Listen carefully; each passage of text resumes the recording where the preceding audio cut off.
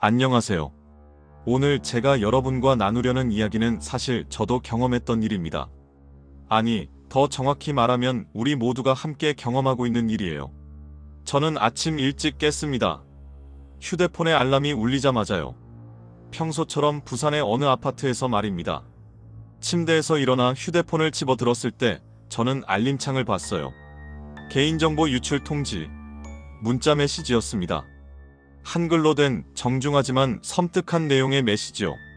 저는 그 순간 처음으로 깨달았습니다. 제 정보가 제 손을 떠났다는 것을요. 아니, 더 정확히는 이미 오래전부터 제 손을 떠나 있었다는 것을요. 이 이야기를 듣고 있는 여러분도 아마도 같은 메시지를 받았을 겁니다. 아니면 곧 받을 거고요. 그렇다면 함께 생각해 봅시다. 정말로 무엇이 일어난 걸까요? 저는 쿠팡을 거의 매일 사용합니다. 사실 저뿐만 아니라 대한민국 국민 대다수가 그렇죠. 때로는 밤 11시에 물건을 주문하고 새벽에 받습니다. 편하니까요. 빠르니까요. 우리는 그 편함을 신뢰했어요. 그 시스템이 우리를 보호해 줄 거라고요.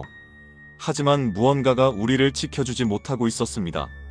지난 6월 24일, 제가 잠들었던 그날 밤, 쿠팡의 서버 어딘가에서 뭔가가 시작되었어요. 나중에 알게 된 일이지만 그것은 정말로 조용하고 몰래 시작되었던 것입니다. 중국 어딘가에서 어느 한 명의 개발자가 컴퓨터 앞에 앉았어요. 그는 전직 쿠팡 직원이었어요. 더 이상 쿠팡에서 일하지 않지만 여전히 그 시스템에 접근할 수 있었던 사람이었죠. 왜냐하면 퇴직한 후에도 그의 열쇠가 살아있었거든요. 저는 그 5개월 동안을 생각해봅니다. 2025년 6월부터 11월까지 제가 밤새 일한 밤들도 있었고 반복된 패턴으로 주문했던 물건들도 있었고 가끔은 술 취해서 클릭했던 페이지들도 있었어요. 그 모든 순간들 동안 누군가는 제 정보를 읽고 있었습니다. 제 이름, 제 전화번호, 제가 어디에 사는지, 제 배송 주소, 심지어 아파트의 공동현관 비밀번호까지. 공동현관 비밀번호를 생각해봅시다. 이것이 얼마나 위험한 것인지를요. 우리는 그 번호를 가족에게만 알려줍니다. 친한 친구에게는 알려줄 수도 있고요. 하지만 낯선 사람이 아파트 현관에 있다면 우리는 문을 열 수 없습니다. 왜냐하면 이미 그들이 안에 있을 수 있거든요. 저는 그 생각을 하는 순간 정말로 두려움을 느꼈습니다. 그리고 11월 18일이 왔습니다. 쿠팡이 아니, 누군가가 쿠팡에 신고했어요. 당신들의 시스템이 뚫렸습니다라고요. 쿠팡은 그제야 알았습니다. 뭔가 뚫렸나? 초기에는 약 4,500명 정도라고 했어요. 산발적인 유출이라고 생각했던 거죠. 하지만 조사를 진행하면서 점점 숫자가 커졌어요. 4,500명에서 35만 명으로, 340만 명으로, 3,370만 명으로 마치 눈이 내리듯이 자릿수가 늘어났어요. 3,370만 명. 우리나라 전체 성인 인구가 약 4,870만 명입니다. 이 말은 거의 모든 대한민국 국민이 피해자라는 뜻입니다. 11월 29일 쿠팡 대표 박대준이 나왔어요. 사과했어요. 죄송합니다라고요. 하지만 저는 그 사과가 어떤 의미인지 알 수 없었습니다. 당신들이 우리를 보호하지 못했던 것이 아니라, 우리를 지켜주지 못했던 것이 아니라 당신들이 처음부터 우리를 지키려는 마음이 없었다는 것을 이제 알았거든요. 하지만 쿠팡의 사건이 올해 처음 터진 일은 아니었어요. 더 깊고 더 오래되고 더 조직적인 일들이 있었습니다. 저는 SK텔레콤 고객이었습니다. 아니, 여전히 가입은 되어 있네요. 아직도요. 2021년 8월 저는 그 당시 일상적으로 살고 있었어요. 일하고 전화하고 휴대폰을 사용하면서 저는 몰랐습니다. 이미 누군가가 들어와 있었다는 것을요. SK텔레콤의 서버 어딘가에서 악성 코드가 설치되었어요. 마치 집에 몰래 물이 새어들듯이요. 4년. 거의 4년이 지났어요. 2021년부터 2025년까지. 그 4년 동안 제 정보는 어떻게 되었을까요? 전화번호, 가입자 식별번호인 IMSI, 유심 인증 키, 그리고 21가지의 내부 관리 정보들. 저는 나중에 그 목록을 봤어요. 제가 무엇을 잃었는지 보기 위해서요. 그리고 그 순간 저는 깨달았습니다. SK텔레콤은 수십 년을 저를 서비스해 왔어요. 저는 고등학생 때부터 SK텔레콤 사용자였습니다. 첫 휴대폰도 SK텔레콤이었고 첫 데이터 요금도 SK텔레콤이었어요. 그들은 단순한 통신사가 아니었습니다. 그들은 저의 일상의 일부였어요. 저는 그들을 믿었습니다. 하지만 그들은 저를 믿게 한 것들을 지키지 못했어요. 아니, 더 정확히는요. 그들은 지킬 수 있었음에도 지키지 않았어요. 기본적인 보안 조치들을요. 망 분리, 계정 관리, 보안 업데이트. 이런 것들은 제가 IT 전문가가 아니어도 알 수 있는 정말로 기초적인 것들입니다. 예를 들어 우리의 집에 비유해 볼까요? 당신의 현관문은 잠갔습니까? 네, 잠겼습니다. 그런데 열쇠는 어딘가에 숨겨둔 거 아닙니까? 네, 창문 위에 선반에 놔뒀어요. 그럼 의미가 없지 않습니까? SK텔레콤이 한 일이 바로 이거였어요. 그들은 현관문을 잠그는 척했지만 열쇠는 선반에 놔뒀던 거죠. 유심 인증키를 평문, 즉 암호화도 하지 않은 채로 저장하고 있었어요. 저는 4년을 몰랐어요. 저는 계속 통화했고 계속 데이터를 사용했고 계속 그들을 믿었어요. 2025년 4월이 되었을 때 비로소 누군가가 손을 들었어요. SK텔레콤이 해킹당했어요. 네, 4년 동안이요. 저는 그 순간 뭔가가 내 안에서 부러지는 느낌을 받았어요. 나중에 개인정보보호위원회가 결정을 내렸어요. SK텔레콤에 1374억 9100만원의 과징금을 부과하겠다고. 그리고 피해자들에게는 1인당 30만원. 저는 그 금액을 받고 생각했어요. 30만원. 4년의 신뢰가 30만원인가? 4년 동안의 매달 요금. 저는 얼마를 내가 계산해봤어요. 아마 3천만원은 넘었을 겁니다. 제 정보를 지키기 위해 낸 요금들이요. 하지만 그들이 제 정보를 지키지 못했을 때 제게 돌려주는 것은 30만원. 수학이 맞지 않습니다. 정의가 맞지 않습니다. 더욱 더 아프게 느껴지는 것은 다른 나라의 사례를 봤을 때예요. 미국의 T-모바일이라는 회사가 있어요. 2021년에 해킹을 당했어요. 7,660만 명이 피해를 입었어요. 그때 미국 정부는 어떻게 했을까요? T-모바일의 과징금? 그것도 있었어요. 1,585만 달러였어요. 우리 돈으로 약 200억 원 정도죠. 하지만 그건 끝이 아니었어요. 피해자들에게는 3억 5천만 달러를 배상하기로 합의했어요. 약 5,142억 원이에요. 피해자 1인당 약 7,000달러. 우리 돈으로 약 900만 원. 우리의 30만 원과 비교해 보세요. 이것이 정의입니까? 그리고 KT가 있었어요. KT는 역사가 있어요. 불행한 역사 말이에요. 2012년 저는 뉴스로 그 이야기를 들었어요. KT에서 873만 명의 개인정보가 유출되었다고. 이건 크다. 이번엔 좋은 교훈이 될 거야. KT는 이제 보안을 강화할 거야. 저는 그렇게 생각했어요. 순진했어요. 2년도 안 지나서 2013년, 2014년 또다시 해킹이 일어났어요. 이번엔 1200만 명이었어요. 이전에 873만 명보다 더 많은 사람들이 당했어요. KT는 뭘 배웠을까요? 그들은 정말로 뭘 배웠을까요? 2025년 9월 또다시 일이 터졌어요. 이번엔 펜토셀 해킹이라고 불렸어요. 불법 초소형 기지국이라는 뜻이죠. 누군가가 KT의 신호를 받을 수 있도록 하는 불법 장비를 설치했던 거예요.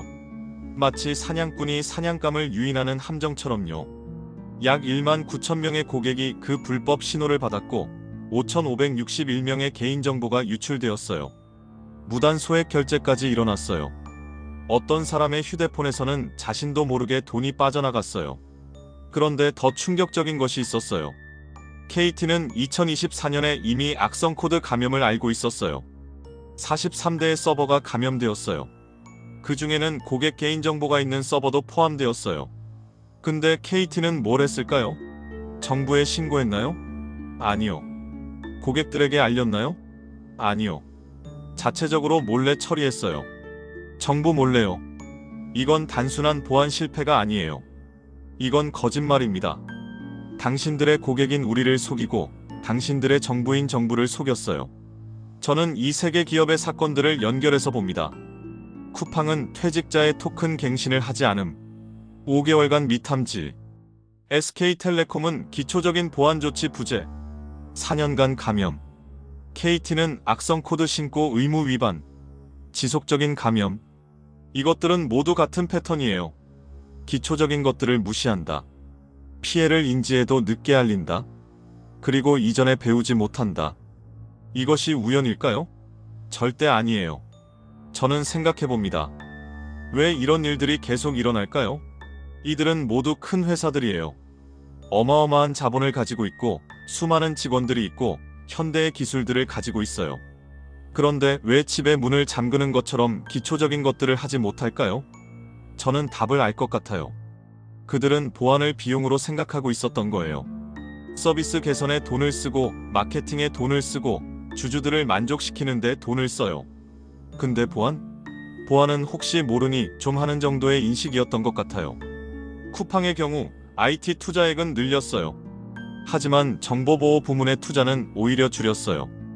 이건 선택이었어요. 우리는 서비스를 빨리 하고 기술을 발전시키는 것이 더 중요해. 고객의 정보보호? 그건 글쎄 필요한데 그렇게 중요하진 않겠지? 라고요. 저는 알게 됐어요. ISMS-P라는 인증이 있다는 것을요. 이것은 국가가 정한 최고 수준의 정보보안 관리체계 인증입니다. 쿠팡도 받았어요. 2021년과 2024년에 SK텔레콤도 받았어요. KT도 받았어요. 그들 모두 이 인증을 받았음에도 이렇게 당했어요. 그럼 이 인증은 뭐예요? 무슨 의미가 있어요?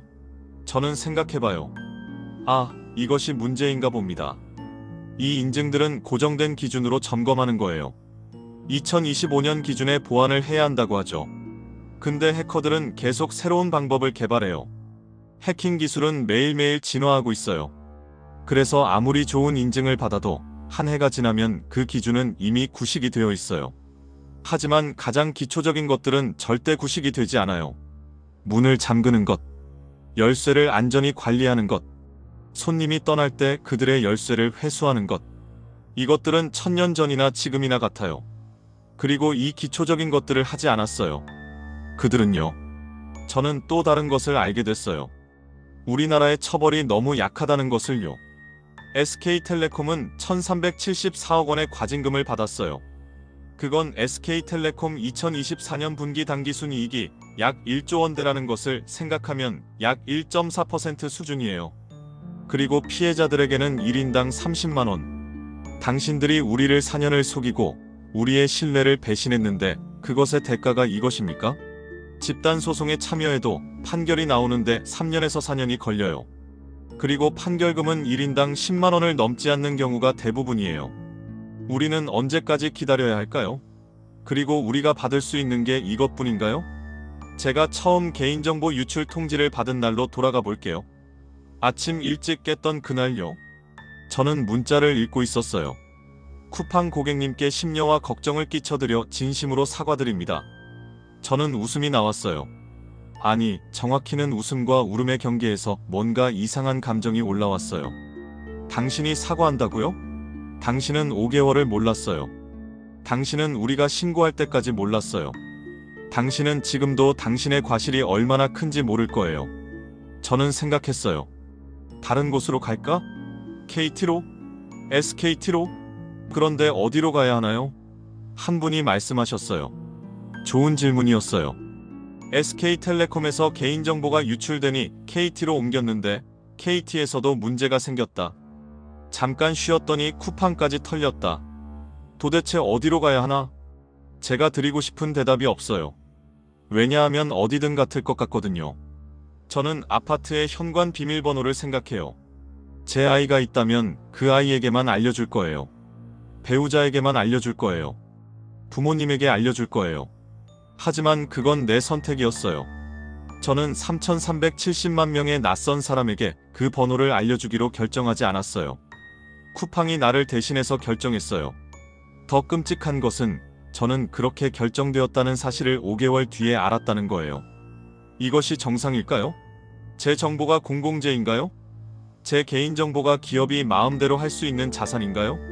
절대 아니에요. 저는 2025년을 살아가면서 정말로 많이 들었어요. 죄송합니다. 쿠팡이 말했고, SK텔레콤이 말했고, KT도 말했어요. 하지만 제게 그 말은 들리지 않아요. 왜냐하면 미안함은 돈이 아니라 변화여야 하기 때문입니다. 정말로 미안하다면, 정말로 미안하다면 기초적인 보안부터 시작하세요. 직원들이 퇴직할 때 접근 권한을 모두 회수하세요. 정보를 평문으로 저장하지 마세요. 정부에 신고 의무를 제때 다하세요. 그리고 가장 중요한 것, 우리 국민의 정보를 마치 당신들의 자산처럼 취급하지 마세요. 우리의 정보는 우리의 것입니다. 저는 지금 갈등 중입니다. 계속 쿠팡을 써야 할까요? 계속 SKT를 써야 할까요? 계속 KT를 써야 할까요? 뭐 다른 선택이 있나요? 한국에 살면서 아무 통신사도 안 쓸 수 없고 어떤 온라인 쇼핑도 안 할 수 없어요. 그래서 이것은 강요된 선택이에요. 우리를 믿으세요. 우리는 더 이상 실수하지 않겠습니다. 라고 그들이 말할 때 저는 믿어야 하나요? 4년을 속아있던 사람이 말이에요. 저는 그들을 다시 믿을 마음이 없습니다. 그렇다면 우리가 할 수 있는 것은 무엇일까요? 저는 작은 것부터 시작했어요. 비밀번호를 더 자주 바꿨어요. 이상한 문자는 바로 신고했어요. 신용카드 거래를 더 자주 확인했어요. 하지만 이것만으로는 충분하지 않아요. 왜냐하면 제 비밀번호가 아무리 강해도 서버가 뚫리면 소용없거든요. 그래서 저는 더 큰 행동을 하기로 했어요. 집단 소송에 참여했어요. 변호사 사무소에 제 이름을 올렸어요.